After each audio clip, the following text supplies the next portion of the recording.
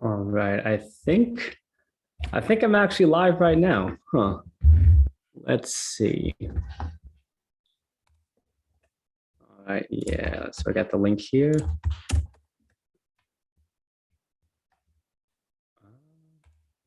Just dropping the link everywhere that I can. All right, I think. Oh, I hear myself. That's so weird. Okay. Yeah, so guys, I'm just, if anybody is here, sporadic like Wi-Fi in a Russian subway, Stu.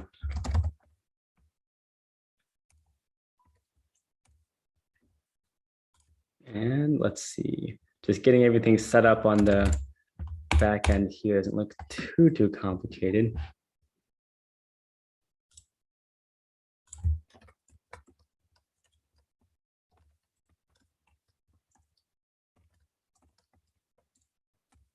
Let's see.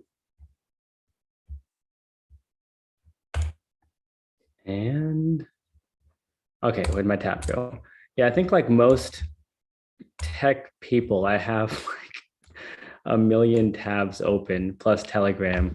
All right, cool. So let me see. It is super disconcerting seeing myself on YouTube because it's delayed by like 30 seconds or a minute. Oh my goodness. Okay, I'm just gonna go back on over to Zoom and cover up my face over there because that is so weird.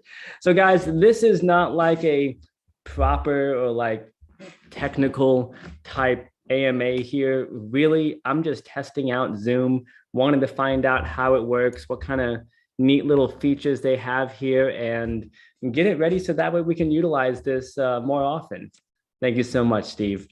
And so far, it looks like it's smooth enough. I mean, I've seen people do all sorts of things. I can view stream on YouTube. Oh, that's where I get the streaming link from. Yeah, I was reason I was derp faced earlier. Well, I was trying to figure out how to get the link. And anyways, so from the looks of this, I wonder what's what is going on. You all love to see some familiar faces. Yeah, well, guys, this is awesome. One of the things that we'd love to be able to start doing is having more consistent FaceTime with everybody, being able to actually connect, learn more about our community, answer questions, of course, and then also to just share what's going on. I guess if anything, it's almost like a fireside chat. I don't know if that's a thing around the world, but a chance that a group of people is able to just connect on the going ons of a company or a government or whatever it might be. In this case here, things are exciting. There was some technical issues. I actually, when I traveled where I'm at now in Ukraine, my computer was broken. And so I got here with no computer and I ended up picking one up while here. And it's been sketchy to say the least, in the sense that the audio drivers break and then there was some kind of video issue and all this stuff happens. So, Brian, glad that you love the LED lights. You know that I am obsessed. Brian here, actually, for anybody who's in the chats, that is our external creative director, external for now. He is one of the masterminds behind much of the content that you're seeing. And yeah, no, this stuff here, I actually smuggled it into Ukraine on an airplane because I thought if I'm going to be in another place, I will surely be getting on video at some point, and I've got to be able to Kylan it up. I'm still playing with how do I want the colors to be: blue, pink, pink. I kind of start glowing red if I put too much pink on me. So I haven't really decided the best setup, but anyways, I know that people didn't come here to hear me talk about the LED lights. I guess one of the things that I could bring up here is we've got a lot of cool stuff going. In obviously parachain auction is the number one focus that we're thinking about and working on right now. Sam is, I mean, just monstrously busy working with the development team to be able to get everybody locked and loaded, ready for a successful Kusama launch. Now, one of the things I had noticed as I had been poking through the community on occasion is seeing a little bit of confusion on how the different parachain auctions work. What is the sequence? What exactly does that entail? And I guess one of the things that might be helpful to break down is that, I guess, how exactly that works. And admittedly, it's something that it is kind of confusing. It's something where there's an inside joke I've heard amongst some developers that if you really want to know if someone understands blockchain, ask them to explain Polkadot in a simple manner. And if they're able to explain how it works, ask them what the difference is between Kusama and Polkadot. Anyways, so it's something where Kusama is it's hard to call it a test net, and I don't want the Polkadot whales and the brilliant developers over at the Polkadot ecosystem to get angry at me. It's not just a test net. What Gavin Wood had realized is that when you're running something like a blockchain network, and especially one that's poised to scale to the hundreds of millions or billions of dollars in value, it's not the kind of environment where you want to be testing live. I mean, it's something where we build websites that way, but one wouldn't want to jump out of an airplane and try to build a parachute on the way down. So what happened is he decided to create an environment where networks and developers and project teams could actually launch themselves on a live relay chain that had essentially the exact same structure as Polkadot, and break that down, and just attack and test and beat up the network to find out where any bugs or issues may be, yet to do so with real money. So that way the stakes were high, they could have actual validator rewards and everything like this. All right, so I'm realizing that my glasses have some pretty gnarly glare. That's why I stopped wearing them. Anyways, I'll remember that for next time and put my contacts in. So yeah, it's something where the way that it works for Kylan in particular is that we're actually going to be starting on Kusama. And that's the way that it works. If anybody's been following Moonriver or Akala or I don't know, the dozens of other companies that have already launched on Kusama, it's the place to get started. The Parity team, one of the particulars that really makes them unique in the ecosystem, if you're comparing to something massive like Ethereum, with over $500 billion market cap, though they've got about half a decade under their belt of being able to bring people on board, and even Binance Chain, a little bit newer, of course, yet one of the challenges that happens is people can just copy and paste code. There's this awesome app called Uniswap, and then somebody was able to iterate upon it, improve it slightly, and then boom, SushiSwap comes out. Fully awesome, beautiful user interface. But the fact is that you also have projects that aren't so reputable that can copy and paste code. So what Gavin Wood saw is to make it to where there's actually some type of a review process and an audit process to ensure that the projects that are launched onto a parachain, not only are they validated in terms of being a real project, having a real value offer, but that the code is safe and is going to make sure that people are protected. Now, this is a pro and a con. It's one of those things where while the Polkadot ecosystem has brilliant, and I mean, I'm surrounded by intelligence every day, and it's an absolute pleasure to get to learn from people in this ecosystem. And I like to think I'm pretty intelligent as well, yet around these men, I definitely feel dumb. And I say that because it's something where Polkadot engineers, they're looking for quality. They're looking for stability. These guys are thinking about how to onboard 1 billion users for mass adoption. They're not looking for quick little applications to launch here and there. So the idea is that the Kusama network is there to be able to not just validate a project, but to find out in a live, real money scenario, how does the team respond to challenges, which will inevitably happen? What is going to happen with the community? Is there really a strong following behind it, enough so that true decentralization can occur? It's why we talk so much about our excitement for the governance systems inside of Kusama. Man, you know what? I'm just realizing that these lives could actually be a great opportunity to talk about the random stuff that, well, we kind of talk about, yet I realize we kind of glance over, like the concept of governance. It's so deep and powerful, yet I'm not sure I've seen a whole lot of content about that. Brian will have to make something awesome to talk about how governance works, what a decentralized autonomous organization, or a DAO for short, DAO, and exactly what that means for Kylan. So anyways, what we're going to be doing is launching first on the Kusama network under our native token Pichu. We've got to have separate tokens, or else whenever it comes to exchange listings or just general compliance and usability, it can be confusing if there's the same token on two different networks. Because even though Polkadot and Kusama are very similar, they're entirely separate blockchain networks. It's almost like I don't know, the difference between AVAX and Algorand. Not in the sense that they have a completely different tech underlying them, but that they're completely, I guess, disparate is the word that comes to mind, but separated from each other would probably be more appropriate. So anyways, what we'll be doing is first launching on Kusama, and we are working hard to make that happen. I was actually just jamming with the techs, learning about what they're doing. There's a couple of geeky things we got to get past, some reporting and some monitoring stuff, basically just quality control to make sure that all the T's are crossed and I's are dotted. So that way we're in a safe spot for launch. And then once we're live on Kusama for a period of time, it could be a couple weeks, it could be a month, it could be 2 months. Quite frankly, the powers that be inside of Polkadot will be observing not just our community and our parachain, they'll be looking at our code to find out, is it actually secure? Because once comfort is there, we can then have the green light and the thumbs up to be able to launch on Polkadot.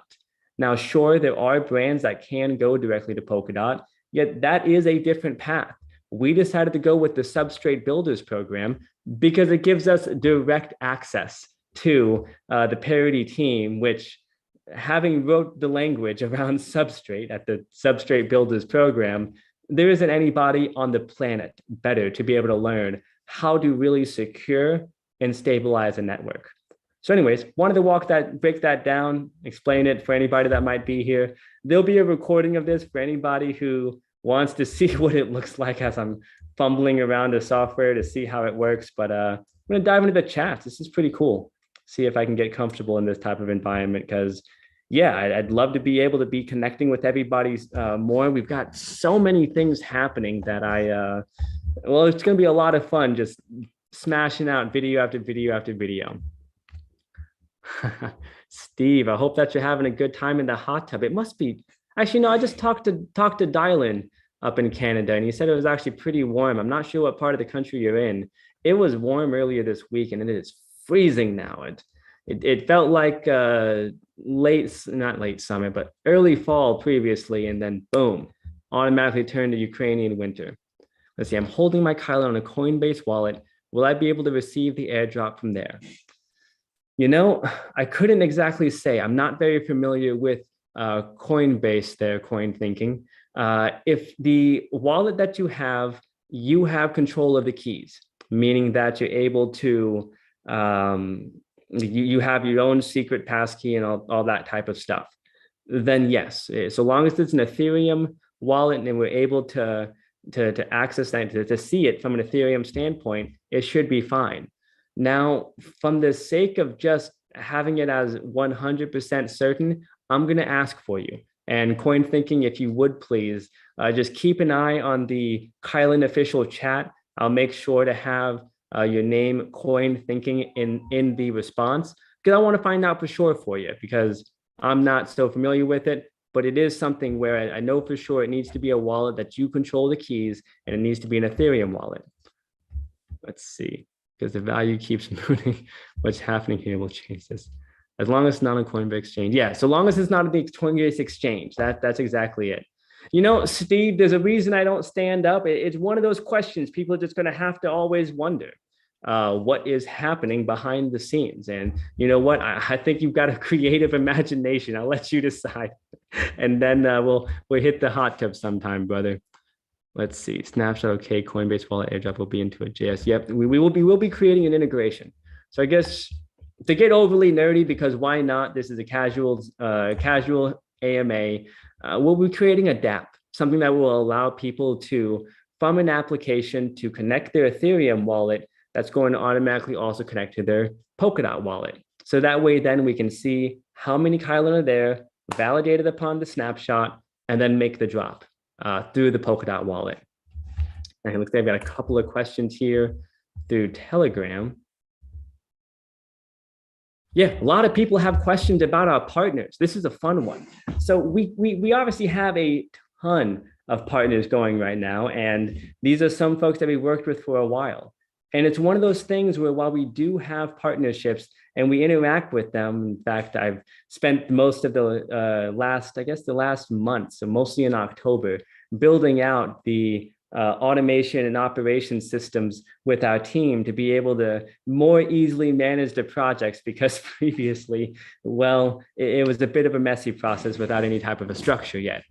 The way that it works is most of the folks that we are partnered with, they're Ethereum projects. And while yes, our token is on Ethereum, our network is on Kusama and Polkadot. And as of right now, it's Rococo, Cha Cha Cha, and then we're also on Kusama West End as of just a couple days ago. So what we're doing with these partners is we're understanding what are their needs? What is it that they're trying to do?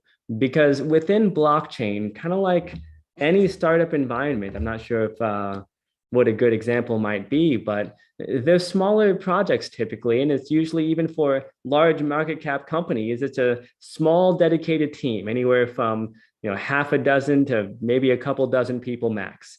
And there is a lot of work to do. I mean, just literally infinite work. I sometimes will do double dayers. Some, to knock out 12 to 15 hours in a day is basically normal. And so these projects, any support that they can have to offload some of their service is massively appreciated.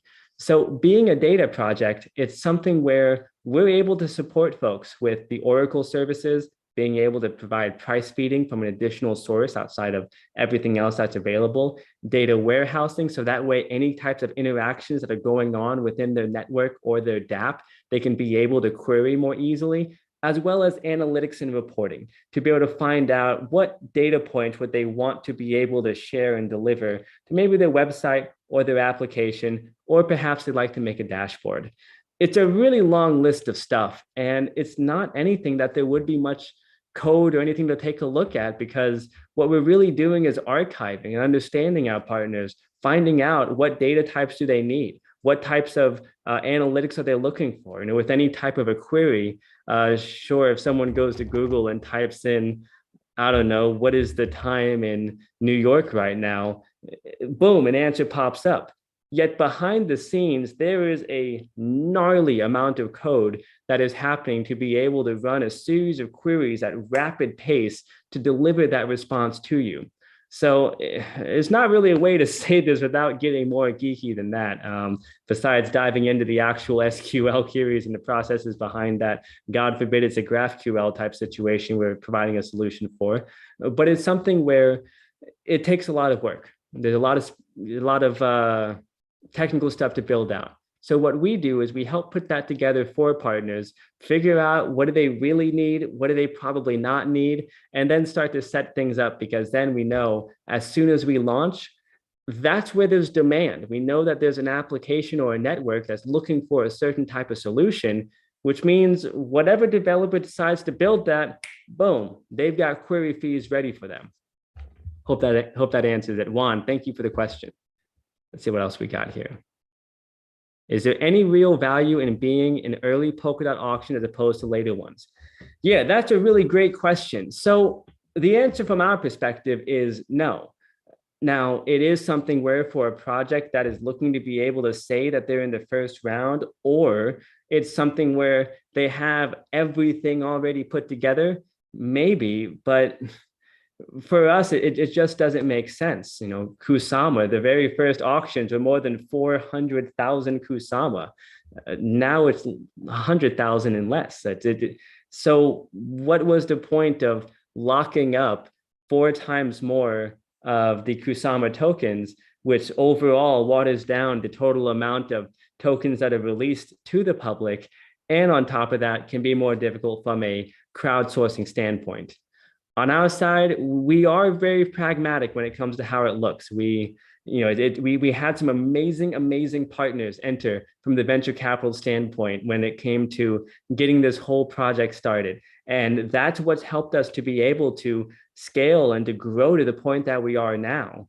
At the same time, though, this is a tech startup, and we've got to be lean and mean when it comes to the way that we manage our operations. And especially now, I can say that part of my job as an analyst is to take a look at the finances and understand from a resourcing standpoint, how much are we spending where, what kind of benefit and value does that provide for the community, and what kind of value does that provide for the network overall. And it's just very difficult to substantiate paying 4 times more for the exact same service when we also have quite a bit of work to do.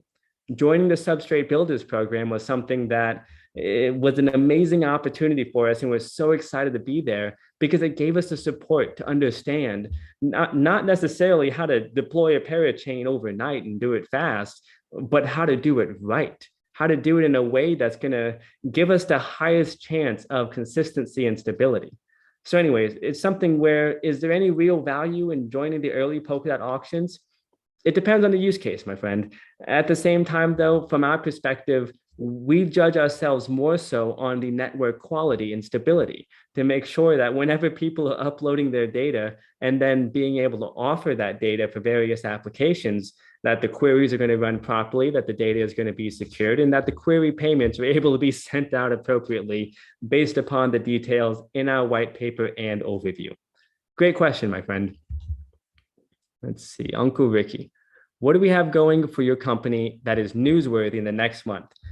I mean, my goodness, Uncle Ricky, I'm not sure where to start. One, we're the only data solutions project on the entire Polkadot ecosystem. Part of that is actually, of course, the Oracle services. And really, though, the data warehouse is the juiciest bit, because as of now, the primary method of gathering data through price feeding or oracles, it's more or less a one-way feed. Take the data off chain, bring it on chain, so that way it can interact with a smart contract. Yet let's just say that that data is, I don't know, the price of Bitcoin. Everything just pumped, it hit 68K, dropped down to 66.1, kind of floating around 67 now. Within a specific time, you can see what the price is, but what if you want to know what the price of Bitcoin was 27 days ago? Or God forbid, you'd like to find out the average volatility over the last 13 days. Current Oracle solutions don't do that. So what we've recently done is we've finally been able to release and officially announce the accomplishment of being able to not only take off-chain data and bring it on-chain, but to store it inside of a data warehouse. And what we're building now that we very likely are going to be able to actually have a demo of is the ability to query this information sometime in the coming weeks, absolutely before we launch on Kusama. On top of that, just today, we made the official announcement, I guess casual announcement on Saturday this weekend, but launched the official article of a $10 million plus development fund to help to encourage the growth of our ecosystem. Thus far, we've done quite well organically with over 64,000 Twitter followers, almost 14,000 people on Telegram, and hundreds of developers interacting inside of our technical chats, and probably close to 1,000 on Discord. So it's something where this ecosystem development fund is meant to be able to empower builders, developers, analysts, data scientists, so that way we're able to have more use case examples on Kylan, as well as to help other developers bootstrap their solutions on our network. On top of that, we're also going to be soon launching the reward details for the Kylan launch. Now, that's going to be quite a while down the line. At the same time, this is a very exciting moment because it means we can finally connect the dots for our investors. And it's a huge question that people have been asking, which is, we know the details for PGU, but what are the details for Kylan?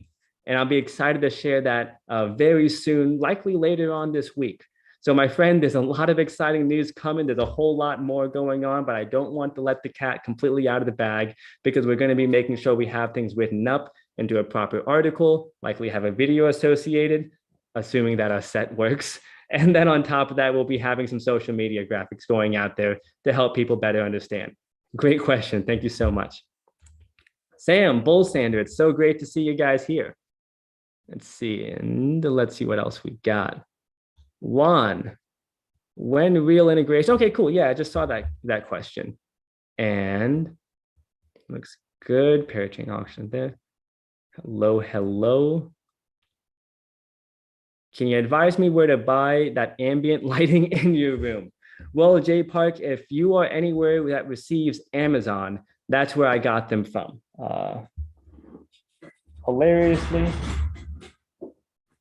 this is not a pitch. I am not a representative. Oh my goodness. I just realized, Steve, you saw my pants. Dang it. I wasn't supposed to do that. I should have turned the camera up. Now the mystery is out. Yeah, no, I just got these on Amazon. They're nothing fancy. Couldn't say anything about it. YN300 Air. Anyways, yeah, no, Amazon, they're like 50 bucks. You can get two of them. I got I got the smaller one at first. I think there's like the 25 watters. So this guy over here is 25 watts. At the same time, though, I love LEDs. I mean, my last place, I had like 8 LED of the bulb light plus floodlights. And so these ones in the background are the 45 watts. Would absolutely suggest paying the extra 10, 15 bucks and getting those. Bullsand, did you say we're launching crowd loan details later this week? Yes, Bullsand, that is correct. It's a bit overdue, to be frank, and we apologize for that, but it is something where we wanted to make sure that all the details around Peachy was launched. And at this point, well, it's something that it's been weeks. I mean, I think that was like October 21st that we were able to determine consensus on exactly how we're going to operate the Peachy launch and the tokenomics there. So yeah, at this point, we think it's appropriate to be able to share the finalized details about the Kylan rewards. I'm not going to go into details yet, but I can tell you that I'm going to have to do my best to stay calm and relaxed because they are generous. I mean, I'm excited for it. Yep, Steve got the blue jeans there. All right, guys, now I am going to just take a quick poke into the chats and find out what we might have. Ha! Crypto lady, those are fantastic. I love the green lights there. And then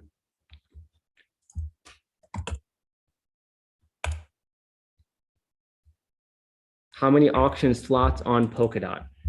Okay, yeah. So I mean, that's just going to be things like Crypto Lady was able to take care of that. Thank you so much for the support. And hey, I just want to take a quick moment here before I wrap up. Any last questions that everybody might have? Feel free to drop them in. I think I'll go through this and then I'm going to share some random information about some cool stuff that I've been thinking about because, well, I'm still practicing what kind of content to share on these things, and I'm quite frankly practicing. I want to say thank you to our ambassadors and for everybody who's really taking the time to answer people's questions and to be a friendly, wholesome group inside the community. It's one of the things we really strive for.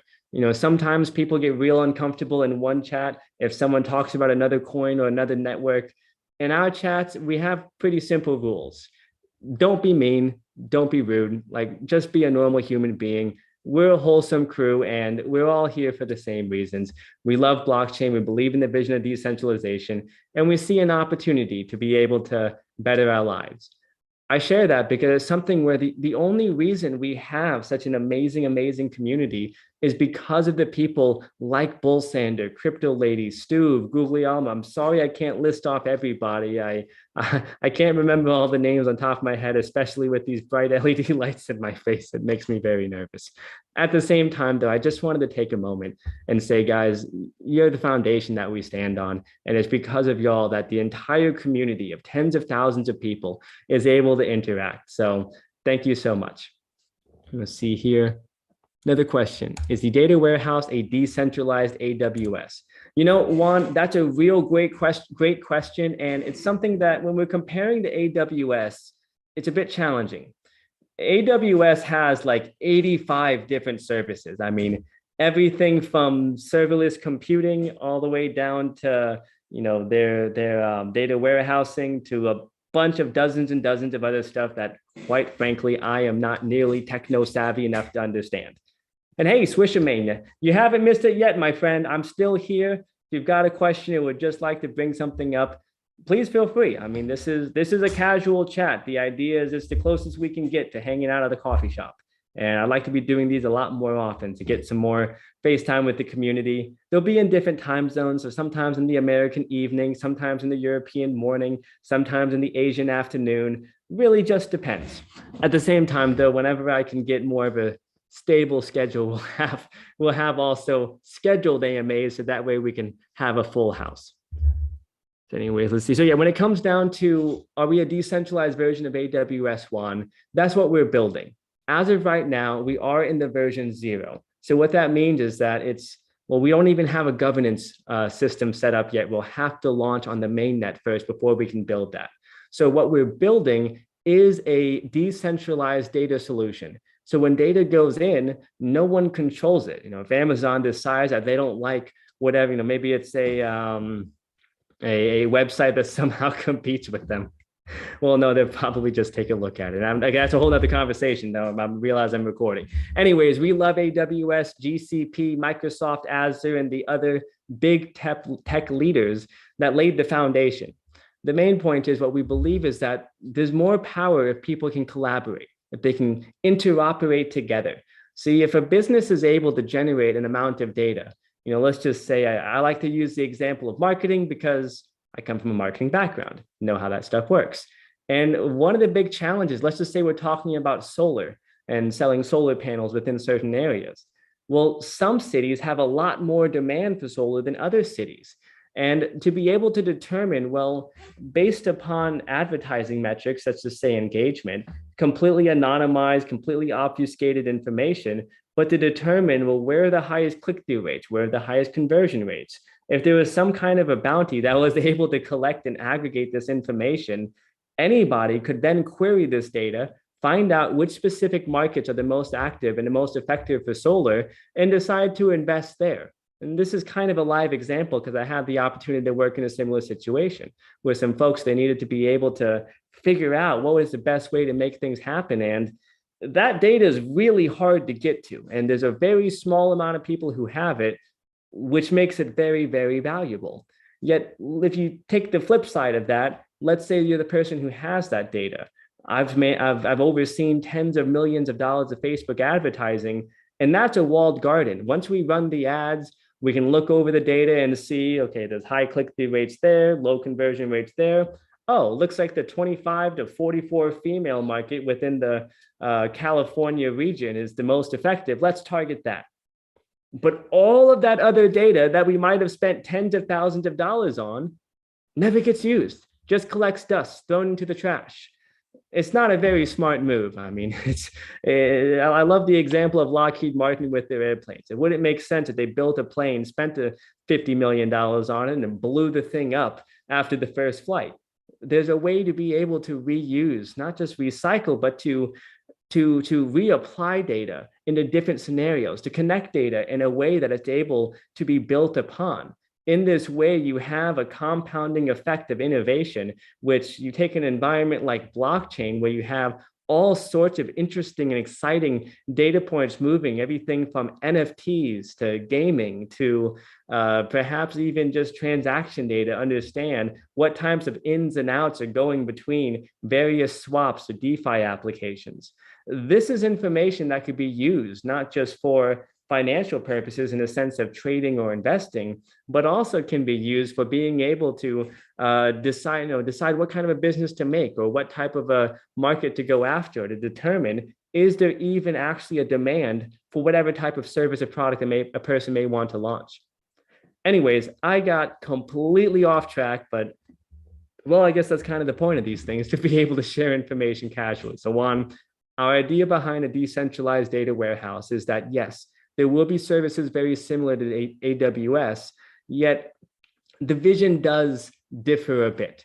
What we're looking to be able to do is to be something of call it an innovation stimulant, somebody that can find a way to, in a compliant and safe manner, to aggregate data and to encourage data professionals like engineers and analysts and scientists to be able to reuse and to reapply this data in a way that can better the world, in a way that can help businesses make better decisions, that can help consumers understand what products, services, and companies may be reputable or not, and overall, just to be able to help decision-making improve in general.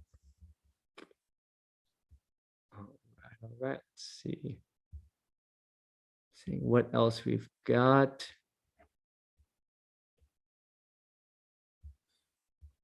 So more comparable to 2.0 solutions is GCP. Yeah, I mean, it's something where I'd say within Google Cloud Platform, their service BigQuery could be pretty similar. Yet even then, not so much because AWS, GCP, and Microsoft they have amazing cloud solutions that are excellent for what they've done thus far, but it's not a marketplace. If I upload my data into Google's, sure, I could deploy it onto a website or something. I can take the time to build a user interface on top of that to let people interact with my data and integrate that with some kind of a checkout that makes it to where it can charge through Stripe or PayPal or something. But if you're a developer that's trying to monetize the data that maybe your business is running and you want to be able to somehow leverage the data that you're sitting on top of that's collecting dust, there's not a solution on the entire market that's going to make that very easy unless a person wants to build everything from scratch. That's part of the challenge we like to solve here at Kylan, by being able to provide this marketplace as an environment for really creative professionals to think about how can we help business owners, developers, startups, whoever it might be, make better decisions. And so it's yeah, from a Web 2.0 standpoint, they're the most comparable, yet we're really looking at that Web 3.0 possibilities on what could happen and how can we help encourage that to occur. Let's see. Anton, nice to meet you here from Romania. Very cool. My one of my I guess longest time associates. He's actually from Moldova. I spent about 6 months living there. I've only passed through Romania a few times, but I've heard a lot of the Romanian language, and I think it's so cool sounding. It's very exotic for my Texan ears. Is our team better than Engine? You know, it's real tough to compare and contrast teams. The fact is, I like Engine a lot personally. I think they have a lot of value to offer. And the fact is, you know, it's something that when I look at blockchain teams, especially ones that have been able to pass that $1 billion mark, and I don't know where they're at now. I think I saw them drop down at one point, pick back up. But the fact is, a person doesn't slip and fall on making those types of numbers. Yet when it comes down to a team, what really matters is the cohesion between them, the trust and the transparency that can happen, and how well does their culture fit. Because the fact is, you can have the brightest minds in the world, but if people don't get along with each other, they're probably not going to get very much done. So it's something where I couldn't compare and contrast us. I don't have any type of objective metrics to go for. But what I can say and just encourage is if you're looking at like which projects to invest in, you know, I'd look at the what is it that's being built? What is the vision of where they're going? And on top of that, to make sure that you're diversified across different things that you're feeling comfortable with. And that's not financial advice. I'm not saying buy Engine or don't buy Engine. I'm simply talking about how we like to think about projects, and also to point out that it's really not something that we can compare teams because there's so many variables involved. Some algorithm juice, yes. What medium will store data? Relying on hard disks, RAM. I'm confused with database storing how it stays organized. Yeah, so Swisher Main, you and I are in a similar position. I'm actually a junior blockchain developer that is learning as I go. I spend most of my time with marketing and preparing some really cool stuff over these next couple of weeks to crank the dial from a 2 to a 10 in terms of our marketing infrastructure here at Kylan. At the same time, it's something where blockchain, you know, any network, let's just take Ethereum as an example. It's essentially a giant supercomputer. You just got tons and tons of nodes all over the planet, the miners that are providing their processing power to create these different blocks of data and information and transactions across this network. And what we're paying for in a gas fee is that processing power.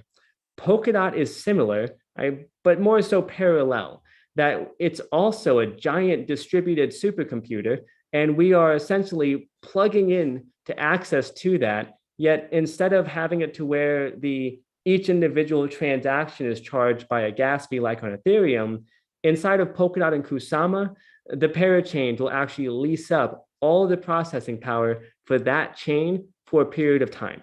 And that period of time, typically as of now, people are taking 48 weeks on Kusama and 96 weeks on Polkadot.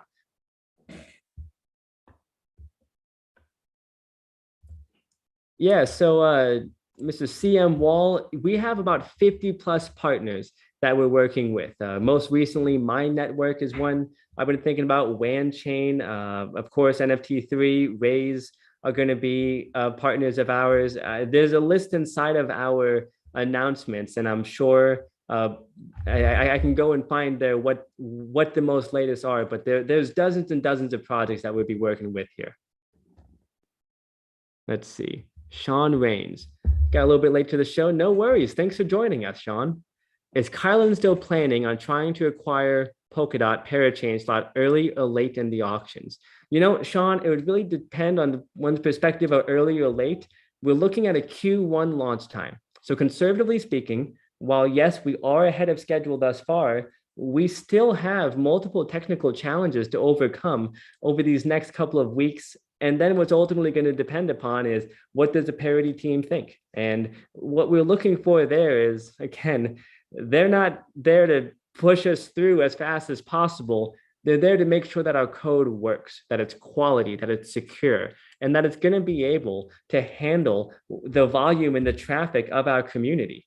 So I say that because something where before we can get to Polkadot, we have to launch on Kusama to be able to really prove to the parity team that one, we're able to manage and support a parachain on the network, as well as to be able to allow us a chance to work out the bugs. I mean, anybody who's downloaded a Windows update perhaps has experienced that sometimes things get a little bit weird. You know, Facebook changes the way their layout works and you try to hit a button and it doesn't do what you expect it to do. Behind the scenes, there's a lot of things that can get loose. And before we can get on to Polkadot, we've got to make sure that we've got everything rock solid on Kusama. Now, we are expecting a Q1 launch, and I feel pretty confident about that. But we keep people updated several times a week, and we'll absolutely be sharing when we get closer with more details. Now, hey, everybody, I think this has been a pretty good time. We've had a solid 40 minutes to be able to go. Quite frankly, I love hanging out with the community, and wow, I am shocked to see there are 20 people online because yeah, it's completely sporadic and everyone only had 20 minutes. So thank you so much for being here. I'm going to take a moment, take a look at the chat, see if there's any questions. If anyone else has some burning question they'd like to be able to interact with, I'm here to support. You know, I know there's a lot of FUD that floats around, and unfortunately, I spend most of my time either bouncing between meetings, degenning through marketing material like scripts or designs, or creating things, studying, just constantly working. So I don't spend as much time as I like inside of the communities. Though I'm thinking this is a way that I can be more efficient with my time, to where I can be available at different points of the day and the week, different time zones. And when somebody has a direct question, I'm here for it. I'm not an expert in the sense of I'm still been working here for a couple of months, but I am absolutely passionate about Kylan. Before joining the business, I spent about, yes, between March going into September. So yeah, it was like a solid 6 months, hardcore studying the entire blockchain industry. And I was comprehensive. And you can ask my friends, actually, Brian is here. He got to see me through a good bit of it. I didn't sleep very much during that time because I was so excited about the blockchain industry. And I didn't know where was the best place to dedicate my time and attention. And I knew I wanted to transition into working in the technology. And out of everything that I saw, Kylan was the absolute #1 place I wanted to work. I was very inspired by Chainlink, and I thought it was very cool what they're doing. I still do. The graph, they're doing amazing things. I like the way that Graph Technologies is able to create entirely new use cases of data. And when I looked at other projects such as Ocean and various artificial intelligence projects, I thought they were cool, but they were just little things that I figured there needs to be a space that we can really build something new, something that is going to be able to scale, and something that it's a bit more flexible. And in seeing Kylan in the spirit of cooperation, interacting inside of the community, I was a bit of a lurker for the longest time, but it's something where we were able to, I actually forgot the question, but let me see what the question was. I got so nervous. I forgot. That's so embarrassing. Anyways, Whoopsies. Anyway, it's something where I absolutely love what we're doing here, and to be able to dive deeper with you guys, this is the best way to make it happen. Coin thinking. Let me see your last question. Do you think Highland can reach 1 billion market cap in this bull run? Um, I can't comment on token price or even on market cap. What I can say, coin thinking, is that as a team and as a community within Polkadot, we don't think in terms of bull run or bear market. The fact is, if you look at Ethereum, it was 3 to 4 years before they really had that exponential adoption curve. Because while it took Gavin Wood and the brilliant team at Parity 6 years to build Polkadot, we're just now at the stage that Polkadot is launching. So it's something where what's going to happen this bull run, I couldn't say. Just like everybody else in May, I had no idea that the market was going to dump 80% or 50%, depending on what coins you're looking at. And the same is true now. I don't know if the market is going to be staying bullish for the next week, the next month, next quarter, or who knows? Maybe it's a super cycle and keeps going for the next year. There's lots of YouTubers that spend all of their time and have full-time teams that do nothing more than analyze and study the markets to be able to speculate on materials like this. What I can say is here at Kylan, we're looking at providing something that is sustainably valuable, where the fundamentals make sense. We're looking at the leaders of industries, such as Google Cloud Platform, Amazon Web Services, Snowflake. They're a massive data warehouse and data structuring company. And when we take a look at what happens, we feel extraordinarily bullish. As an example, Dropbox is probably one of the ones that's my favorite to describe. They had started off being built upon the original Amazon S3, was like one of their first cloud services back in 2004. And at the time, Dropbox, a company that they help store photos and videos and music and stuff way back before Google Drive was, I don't know if it was even a thing, and if it was, I'm pretty sure it was terrible at the time. But what they did was they had no storage. All they were a website that connected to Amazon S3, and they built a pretty user interface so that way people could upload stuff, and then they would bill people for the amount of storage space that they took up. They're a $10 billion plus company now. When I take a look at our industry peers, Chainlink is over 15 billion.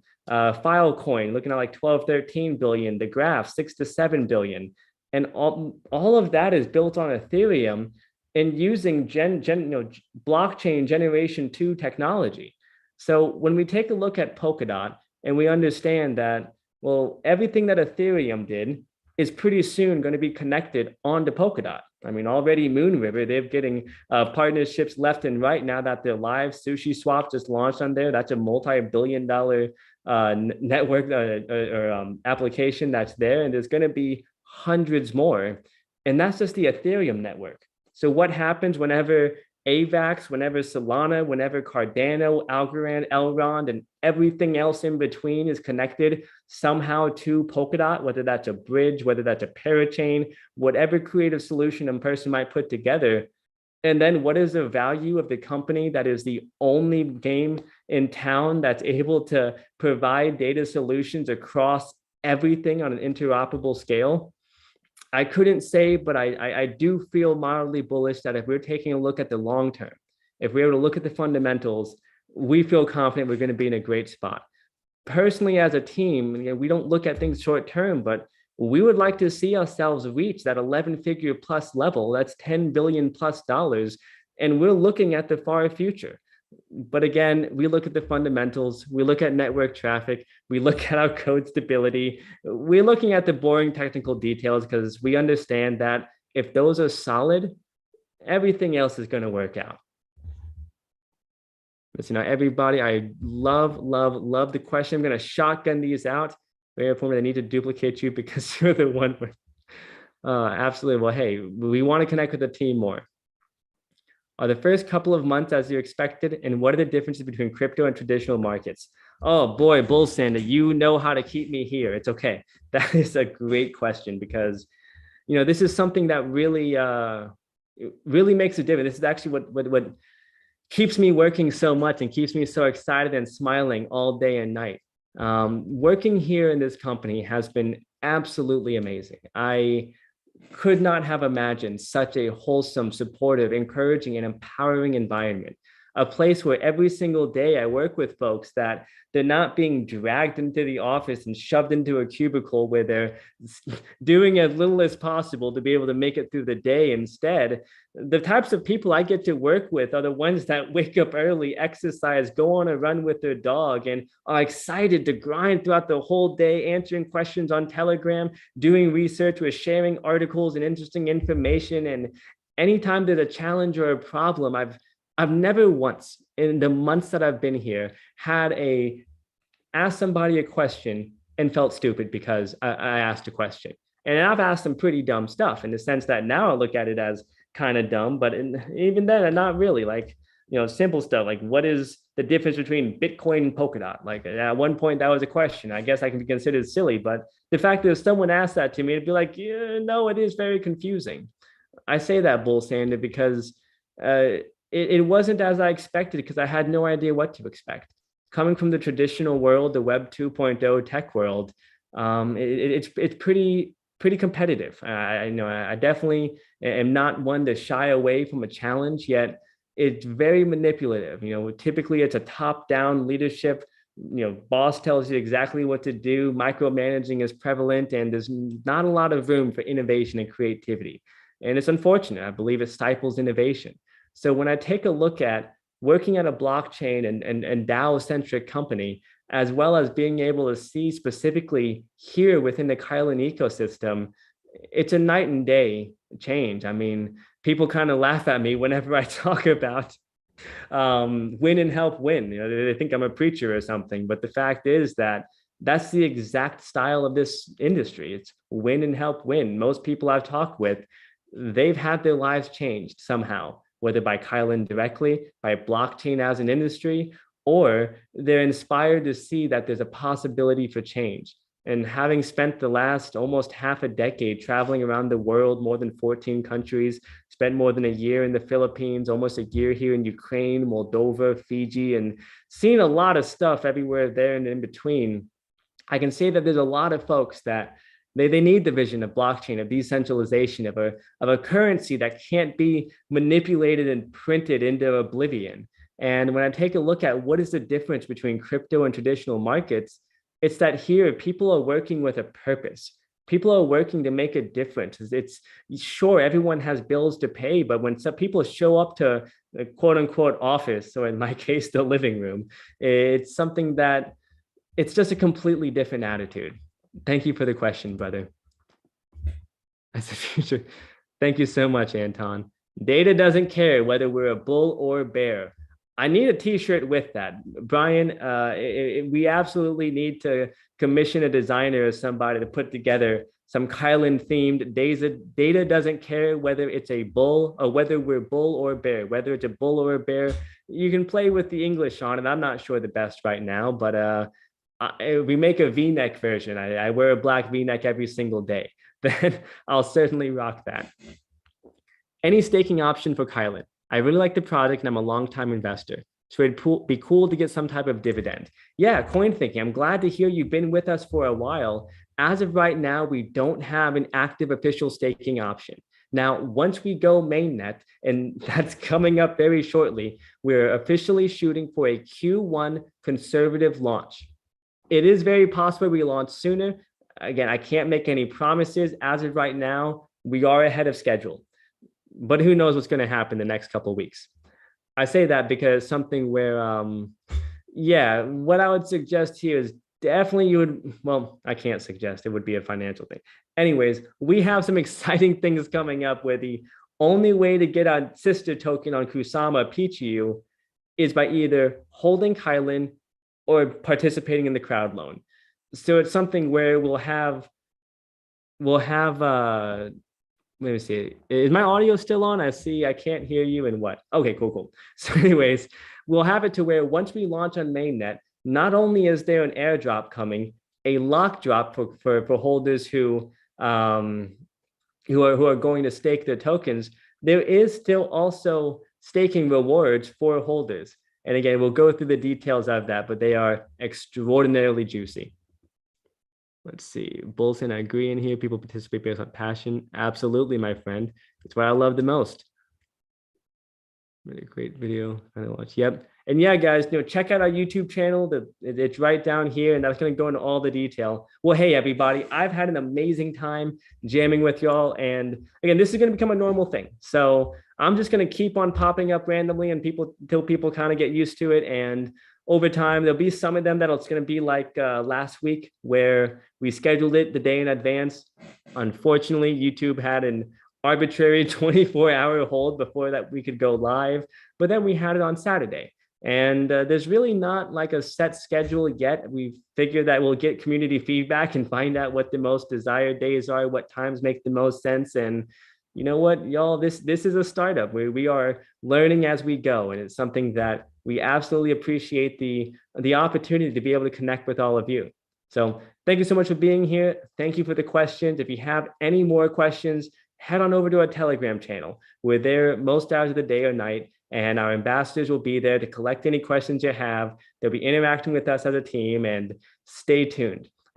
Hopefully the set stays stable like it is now. I can smash out a couple more videos and continue to share the exciting progress that we have. And well, until next time, y'all, bye for now.